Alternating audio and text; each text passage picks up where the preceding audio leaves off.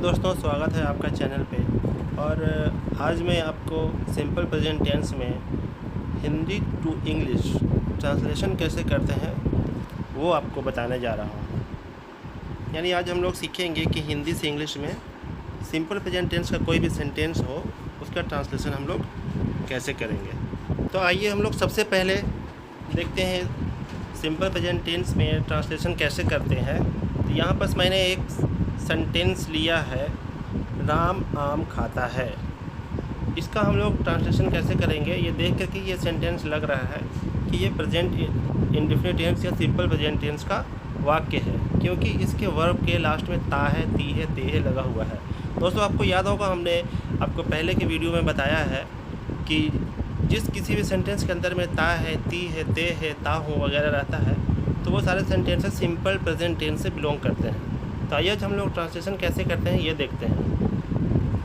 तो यहाँ पर हमारा एक पहला सेंटेंस यही है, राम आम खाता है। इसका हम लोग ट्रांसलेशन इंग्लिश में कैसे करेंगे। तो सबसे पहले हम लोग चेक कर लेते हैं, पहचान लेते हैं कि सब्जेक्ट कौन है। तो खाने का काम कौन कर रहा है, राम। इसका मतलब राम हमारा सब्जेक्ट है, ठीक है। तो राम हमारा सब्जेक्ट है, ये नेम है, तो उसका हम लोग पहले राम को इंग्लिश में हूबहू लिख देंगे। उसके बाद हम लोग देखेंगे कि वर्ब क्या है। तो वर्ब यहाँ पर हमको मिल गया खाता।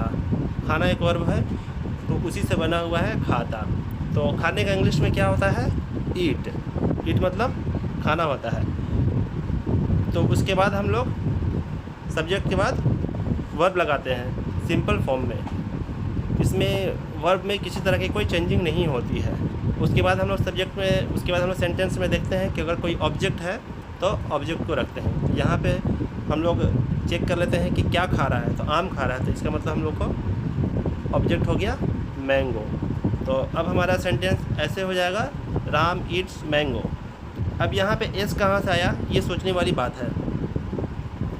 तो हमने आपको present indefinite tense, simple present tense के डेफिनेशन में बताया था, उस डिटेल्स वीडियो में बताया था। अगर आपने वो वीडियो नहीं देखा है तो चैनल पे जाकर वो वीडियो देख सकते हैं। उसमें हमने बताया था कि थर्ड पर्सन सिंगुलर नंबर के साथ सिंपल प्रेजेंट टेंस के वर्ब में थर्ड पर्सन सिंगुलर नंबर के साथ वर्ब में एस या ई एस का इस्तेमाल होता है। तो यहाँ पर राम हमारा थर्ड पर्सन है, इसलिए वर्ब में एस लगा हुआ है। ठीक है दोस्तों, उम्मीद है आप लोग समझ गए होंगे इसका ट्रांसलेशन कैसे किया जाता है। एक और सेंटेंस हम लोग देखते हैं, मैं घर जाता हूँ। तो इसमें मैं सब्जेक्ट हो गया, ठीक है। तो मैं का इंग्लिश में आप लोग जानते होंगे आई होता है, ठीक है। उसके बाद हम लोग देखते हैं कि वर्ब क्या है। तो जाता हूँ यानी कि जाना यहाँ पे वर्ब हो गया। तो जाना को इंग्लिश में क्या कहा जाता है, गो, ठीक है। और उसके बाद हम लोग ऑब्जेक्ट यूज़ करते हैं। ऑब्जेक्ट हमारे यहाँ पे है होम। तो इसका सिंपल सा ट्रांसलेशन हो गया, आई गो टू होम, ठीक है दोस्तों। और यहाँ पर ध्यान देंगे कि हम लोग वर्ब में यहाँ पे एस या एस नहीं लगा हुआ है। क्योंकि सिंपल प्रेजेंट टेंस में थर्ड पर्सन सिंगुलर नंबर के साथ ही सिर्फ और नेम्स के साथ ही एस या एस का इस्तेमाल होता है। और यहाँ पे आई जो है सब फर्स्ट पर्सन है, इसलिए वर्ब में किसी तरह का कोई भी चेंजिंग नहीं है। सिंपल हम लोगों ने आई गो टू होम लिख दिया है। एक और सेंटेंस हम लोग देखते हैं, वह रोज़ हंसता है। वह रोज़ हंसता है। यहाँ पे हम लोग सबसे पहले क्या करेंगे, पहचान लेंगे कि सब्जेक्ट क्या है। तो सब्जेक्ट हो गया वह का इंग्लिश में होता है क्या, ही मतलब वह, आप लोग को याद होगा।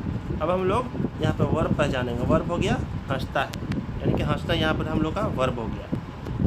तो हंसना को अंग्रेजी में बोला जाता है लाफ, और रोज़ की अंग्रेजी होती है डेली। तो उसके बाद सबसे पहले हम लोग सब्जेक्ट को ही लिख दिया। उसके बाद हम लोग ने हंसना की अंग्रेजी लगा दी लाफ। ध्यान दीजिएगा दोस्तों, यहाँ पे थर्ड पर्सन सिंगुलर नंबर है, इसलिए वर्ब में एस या एस का इस्तेमाल हुआ है। यहाँ पर एस लगा हुआ है, ही लाफ्स डेली। इस तरह से वह रोज़ हंसता है का ट्रांसलेशन क्या हो गया, ही लाफ्स डेली। आइए दोस्तों, अब हम लोग सिंपल प्रेजेंट टेंस में नेगेटिव सेंटेंस का ट्रांसलेशन कैसे करते हैं ये सीखते हैं। तो कुछ सेंटेंसेस मैंने यहाँ पे लिया है, सीता नहीं पढ़ती है। तो अब हम लोग ध्यान देंगे यहाँ पे कि क्योंकि सिंपल प्रेजेंट टेंस में कोई हेल्पिंग वर्ब नहीं होता है, लेकिन हम लोग को नेगेटिव सेंटेंस बनाने के लिए हेल्पिंग वर्ब का इस्तेमाल करना पड़ता है। डू या डज का इस्तेमाल करते हैं नेगेटिव सेंटेंस में, और सेम यही चीज़ इंट्रोगेटिव सेंटेंस में भी यूज होता है। तो अब हमारे पास एक ये पहला सेंटेंस आ गया है, सीता नहीं पढ़ती है। ठीक है, इसका हम लोग ट्रांसलेशन कैसे करेंगे ये देख लेते हैं। सीता थर्ड पर्सन है, नेम है, तो सीता को हम लोग एज इट इज़ हूबहू सीता का सीता लिख देंगे। ठीक है, और थर्ड पर्सन सिंगुलर नंबर है, तो यहाँ पे डू नोट का नहीं बल्कि डज नोट का इस्तेमाल होगा, क्योंकि थर्ड पर्सन में एस या ई एस लगता है, तो हमारा हेल्पिंग वर्ब यहाँ पर डू है, तो यहाँ पे डज नोट का इस्तेमाल होगा। तो अब हमारा सेंटेंस क्या हो जाएगा, सीता डज नोट, और उसके बाद हम लोग वर्ब देख लेंगे, वर्ब क्या है, तो वर्ब यहाँ पर हो गया रीड, पढ़ना के इंग्लिश में क्या बोलते हैं, रीड। तो सीता डज नोट रीड। बहुत ही सिंपल, बहुत ही आसानी से इसका हम लोग ट्रांसलेशन कर लेंगे। आगे देखते हैं हम लोग, वे लोग नहीं आते हैं। वे लोग नहीं आते हैं, वे लोग का अंग्रेजी में क्या बोलते हैं, दे नहीं आते हैं। वर्ब हमारा यहाँ पर क्या हो गया, आना, कम, और नहीं का हम लोग क्या इस्तेमाल करेंगे, हेल्पिंग वर्ब के रूप में डू नोट का। वे लोग क्योंकि प्लूरल नंबर है, इसलिए यहाँ पर डज नोट का नहीं बल्कि डू नोट का इस्तेमाल होगा। आगे हम लोग देखते हैं, नेक्स्ट सेंटेंस हमारा है, वह नहीं सोचती है। वह नहीं सोचती है, इसका ट्रांसलेशन हम लोग कैसे करेंगे, वह की अंग्रेजी हो गई शी, वर्ब हम लोग का यहाँ पर क्या है, सोचना। सोचना की अंग्रेजी में क्या कहते हैं, थिंक मीन सोचना, आप लोगों को पता होगा। नहीं सोचती है तो डज नोट का इस्तेमाल होगा, क्योंकि शी मतलब वो थर्ड पर्सन है, तो इसलिए डज नोट का इस्तेमाल होगा। अब हम लोग देखते हैं सिंपल प्रेजेंट टेंस में इंट्रोगेटिव सेंटेंस का ट्रांसलेशन कैसे करते हैं। तो एक सेंटेंस हम लोगों ने यहाँ पे देखा है, क्या मैं सोता हूँ, इसका हम लोग कैसे ट्रांसलेशन करेंगे, तो इसका हेल्पिंग वर्ब के रूप में हम लोग यहाँ पे भी डू या डज का इस्तेमाल करते हैं। हेल्पिंग वर्ब के रूप में हम लोग डू या डज का इस्तेमाल सिंपल प्रेजेंट टेंस के इंट्रोगेटिव सेंटेंस में भी करते हैं। तो क्या मैं सोता हूँ, इसका ट्रांसलेशन क्या होगा, बहुत ही आसान है, सिंपल सा है। डू या डज को हम लोग क्या करेंगे, सब्जेक्ट के पहले लिखते हैं। पिछले की वीडियो में मैंने आपको इसका कंस्ट्रक्शन बताया था, डू या does plus subject plus V1 plus object. तो सबसे पहले हम लोग डू को रखेंगे, डू, मैं हो गया यहाँ पर सब्जेक्ट, तो मैं का अंग्रेजी में हम लोग कर देंगे आई, और सोना का इंग्लिश में क्या बोलते हैं, sleep, do I sleep, very simple. Next हम लोग देखते हैं, क्या तुम बाज़ार जाते हो, यहाँ पे वर्ब कौन सा हो गया, जाना, इसके अंग्रेजी हो गया गो टू। तो सबसे पहले हम लोग क्या करेंगे, डू लिखेंगे, उसके बाद सब्जेक्ट हमारा क्या है, यू, बाज़ार जाते हो, तो सबसे उसके बाद हम लोग जाना की अंग्रेजी करेंगे, तो जाना का क्या होता है, गो, और उसके बाद लास्ट में हम लोग market, do you go to market, क्या तुम बाज़ार जाते हो, या क्या तुम लोग बाज़ार जाते हो, इसका ये भी ट्रांसलेशन हो सकता है। नेक्स्ट है, क्या वे लोग किताब पढ़ते हैं, तो सब इसी तरह से हम लोग सबसे पहले डू का यूज़ करेंगे।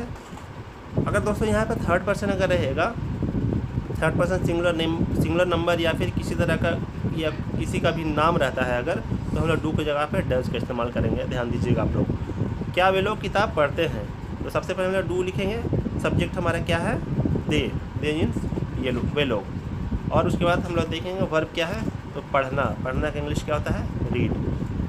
ऑब्जेक्ट क्या है हमारा, बुक, तो बुक हम लोग लास्ट में लिख देते हैं, लास्ट में हम लोग बुक को लिख देंगे। तो इसका ट्रांसलेशन क्या हो जाएगा, डू दे रीड बुक, क्या वे लोग किताब पढ़ते हैं। नेक्स्ट है दोस्तों, सिंपल प्रेजेंट टेंस में कुछ क्वेश्चन वर्ड्स होते हैं, जैसे when, where, how, which, whose, who, इस तरह के कुछ सेंटेंसेज होते हैं, उनका इस्तेमाल हम लोग कैसे करेंगे। तो इनका इस्तेमाल करने का तरीका भी बहुत सिंपल है।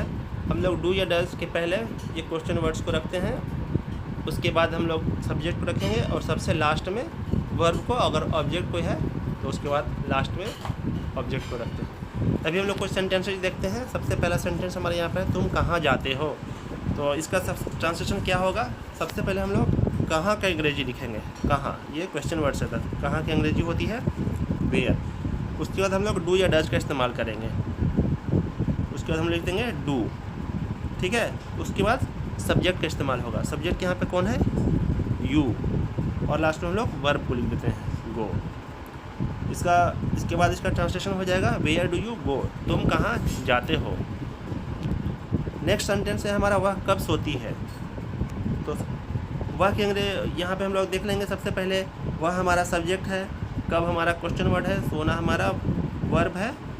तो सबसे पहले हम लोग क्या लिखेंगे, क्वेश्चन वर्ड्स की अंग्रेजी लगाते हैं। तो क्वेश्चन वर्ड्स हमारे यहाँ पे है कब, तो कब की अंग्रेजी क्या होती है, व्हेन।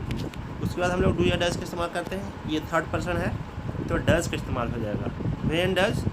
और उसके बाद सब्जेक्ट हम देखेंगे कौन सा है, तो सब्जेक्ट है वह, सोती है इसका मतलब लड़की है, तो लड़की के लिए वह में वह की अंग्रेजी में शी का इस्तेमाल होता है, व्हेन डज शी। और लास्ट में हम लोग वर्ब का इस्तेमाल करेंगे, अंग्रेजी लिख देंगे उसकी।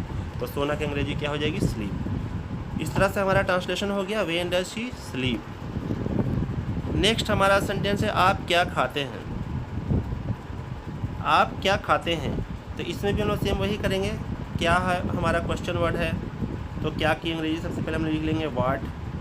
उसके बाद डू या डज का इस्तेमाल हम लोग करेंगे, तो डू हम लोग यहाँ पर लिखेंगे इसलिए क्योंकि ये आप सेकंड पर्सन है और सेकंड पर्सन के साथ हम लोग एस या ई एस या डज का इस्तेमाल नहीं करते हैं। उसके बाद सब्जेक्ट हम लोग लिख देंगे, सब्जेक्ट हमारे यहाँ पे यू है, यू यानी कि आपके लिए अंग्रेजी में यू का इस्तेमाल होता है। लास्ट में हम लोग वर्ब की अंग्रेजी लिख देते हैं, वर्ब क्या है, खाना। खाना की अंग्रेजी क्या होती है, ईट। इस तरह से हमारा सेंटेंस हो गया व्हाट डू यू ईट। तो दोस्तों हमने आपको बताया कि सिंपल प्रेजेंट टेंस में किस तरह से हिंदी के सेंटेंसेस का इंग्लिश में कैसे हम लोग ट्रांसलेशन करते हैं। इसी तरह से हम लोग अंग्रेजी का भी हिंदी में ट्रांसलेशन कर सकते हैं, लेकिन हिंदी से इंग्लिश में ट्रांसलेशन करना थोड़ा सा डिफ़िकल्ट होता है, इसलिए हम लोग इस पर ज़्यादा ध्यान देते हैं। तो मिलते हैं दोस्तों नेक्स्ट वीडियो में, तब तक के लिए धन्यवाद।